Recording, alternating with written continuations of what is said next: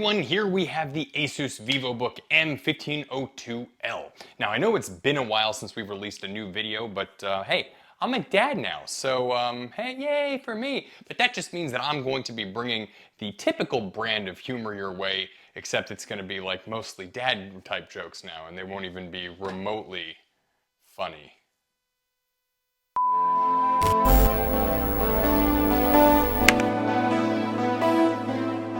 Let's get some specs out of the way really quick. This comes with the Ryzen 5 processor. It comes with 8 GB of DDR4 RAM, and it comes with a 256 GB NVMe solid state drive. Both the RAM and the NVMe solid state drive are user upgradable. And from a spec standpoint, it's really not too bad. If we come over to Nova Bench here, you can see that you get a total score of about 1549, which by all accounts is pretty respectable. It's like, this is definitely, I mean, you're not going to be playing like, you know, games on high ultra settings or anything like that, but ultimately if you're using this thing as just sort of a productivity notebook, maybe you need something for class, or you need something to just kind of sit on your desk to knock out notes, emails, web browsing, this kind of thing, then this ASUS Vivobook should be absolutely perfect for that. Considering this is a sub $500 laptop, we are going to award the specs on this thing a 5 out of 5.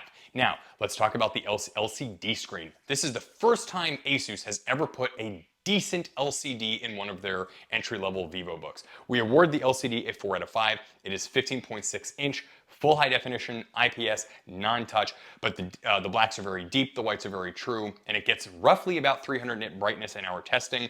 Overall, this panel is just like really pleasant to look at. In fact, it's one of the best panels we have seen on an entry-level laptop in a long time. And we gotta give ASUS props, because they used to have some of the worst LCDs, and now they have, obviously now they have one of the best, so that is a welcome addition to their lineup. Keyboard on it gets a 5 out of 5. They're very proud of the keyboard. In fact, they even advertise on here that it has 1.4 millimeters of travel. Basically what that means is they're trying to give it sort of a slightly mechanical feel, which ultimately they kind of succeeded. I mean, it's got good tactile response. All the keys are kind of in the right place.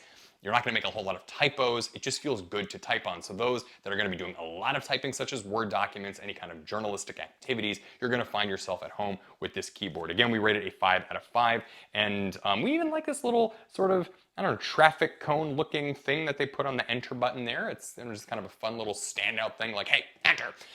Also has a backlight on this keyboard, and it is a full size with a numpad, so those doing data entry like Excel and that kind of thing, I could go on about this keyboard, but ultimately let's talk about the frickin' trackpad, which gets a 4 out of 5. It's a decent size. It's like a medium pizza.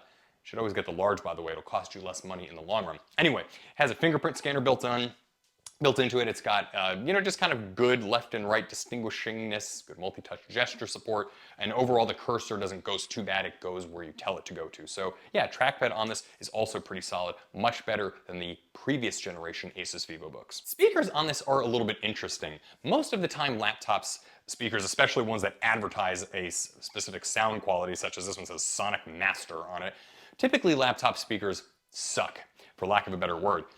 These we do rate a 3 out of 5, but it's not for the reason you might think. They're actually quite full-bodied, kind of like a fine wine resting in an oak barrel. As they've got a lot of good highs, mids, and lows, but they don't quite get loud enough. So even though they don't distort and they actually have some pretty decent fidelity, it's like they're just a little bit too quiet. If only they bumped up the volume capabilities on these things, they probably could hit like kind of the 4 out of 5-ish range.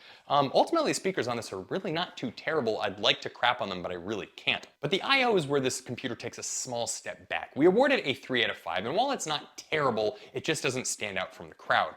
On this side, we have a conventional USB port. On this side, we have HDMI. You've got, of course, where you plug it in because it doesn't run on solar energy. You've got 2 USB super speed ports, a USB-C super speed port, and then a TRRRS headphone jack. Speaking of pirates, I know I didn't even bring up the word pirate, but you know, RRRS. Speaking of pirates, I saw Pirates of the Caribbean the other day. The movie holds up. Just saying. But you can't charge on the USB-C, and it also doesn't have Thunderbolt 4. So ultimately, we just kind of feel like while the I/O on this thing is okay, you get slightly better I/O from the likes of like the ThinkBook series from Lenovo. Features on it also get a 3 out of 5. They're not terrible, but there's just nothing to kind of like write home about. You do get a little privacy shutter at the top here with the webcam. The webcam quality is okay. It also does, they advertise here in this little sticker again that they've got like noise canceling microphones in this thing. They work. I mean, you know, kind of. Again, if you're using this laptop for like Skype calls, Zoom, kind of cheap sort of business machine, then this thing should be ultimately pretty fine. But again, it doesn't have a touch screen. It doesn't have any kind of meaningful HDR support. It does have HDR streaming. And I'm trying to think of what else. It does have a fingerprint scanner, which is kind of a nice touch.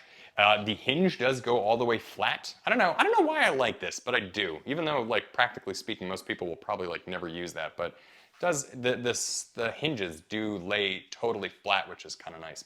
And by the way, here is what the webcam footage looks like now. This is a test of the camera on the ASUS Vivobook. It's adequate. You know, it'll do the job for Zoom and office-related tasks, but it's certainly nothing to write home about. So yeah, features on it like, you know, they could have given you Thunderbolt 4, they could have given you USB-C charging. Although, on an interesting note with the charging, you didn't get USB-C charging, but they did give you, which I'm a little bit curious as to why, they gave you a 90-watt charger. Most laptops come with 45-watt chargers at best, especially when they're like these little cheapy entry-level ones.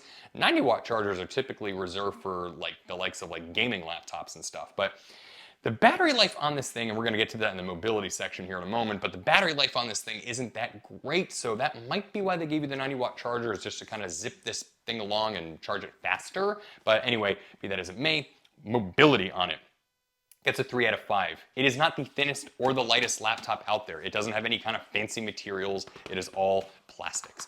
They're good plastics. They feel like they're going to hold up and kind of take a beating. Overall, the hinge feels like it's decent quality too.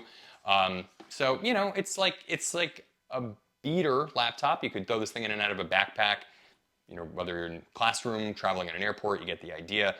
But that said, again, nothing about it particularly stands out. It's not too thin, not too light, and the battery life on it is kind of, We weren't able, practically speaking, able to get much more than about 4 to 5 hours of use out of this laptop, which in, you know, 2023, it's kind of like, come on. But nevertheless, that's what you get. So that leaves us with a final score of about 3.75 out of 5. That's better than average. Honestly, were it my money, I would buy this thing over the Acer Aspire 5. I really do like the Acer Aspire 5. However, this little ASUS Vivobook really is kind of kicking butt. Ultimately, if you're looking for something that's cheap, reliable, that's just going to kind of get the job done, I think you can't do a whole lot better in the sub $500 range than the ASUS Vivobook line. Again, they really did some nice improvements, such as their speakers, their keyboard, and their LCD screen, which were honestly my chief complaints about the last generation ASUS Vivobooks anyway. So they made some really, really nice improvements to this, and frankly, I do think it's better than the Acer. Serviceability on this thing is going to be pretty good too. You can pop the cover off again, upgrade some parts. LCD screen is quite replaceable. These little bezels kind of pop off. That way, if you do damage the LCD display, it's pretty easy to repair. So ultimately, I like the ASUS Vivobook a lot. I do recommend it. And if you're in the market for a cheap little laptop, I think you could do a whole lot worse. So if you have any questions about the ASUS Vivobook, please feel free to reach out to us in the comments section. Please like and subscribe. Please tell your friends, family, and anybody you know about this channel. And yeah, otherwise we will be back with another video really soon.